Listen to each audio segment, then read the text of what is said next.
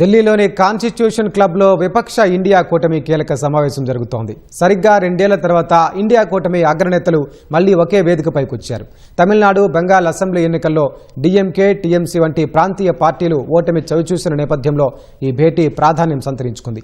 ఎన్నికల ఓటమిని సమీక్షించుకుంటూ బీజేపీని ఢీకొట్టేందుకు సరికొత్త వ్యూహాలను సిద్ధం చేసే పనిలో విపక్ష నేతలు తలమునకలయ్యారు.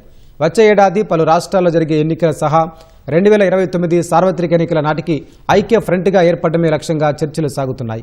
అభిప్రాయ భేదాలను పరిష్కరించుకుని కేంద్రానికి వ్యతిరేకంగా దేశవ్యాప్త ఉద్యమం నిర్వహించడంపై సమాలోచనలు జరుపుతున్నట్లు సమాచారం.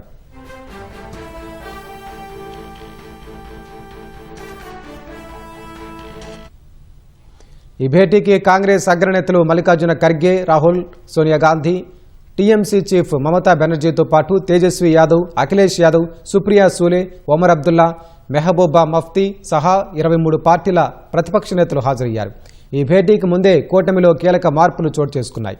ఆప్ ఇప్పటికే ఈ కూటమికి దూరం కాగా తమిళనాడులో కాంగ్రెస్ తమతో బంధాన్ని తెంచుకుని టీవీకే ప్రభుత్వంలో చేరడంతో ఆగ్రహించిన డీఎంకే సమావేశాన్ని బహిష్కరించింది. డీఎంకే ప్రతినిధులు రాకపోయినా వారు ఇండియా కూటమితోనే కొనసాగుతున్నారని CPM general secretary Dipankar Bhattacharya స్పష్టత ఇచ్చారు. మోదీ ప్రభుత్వంపై పోరాడేందుకు అందరూ కలిసికట్టుగా ఉండాల్సిన అవసరం ఉందని ఆయన పిలుపునిచ్చారు.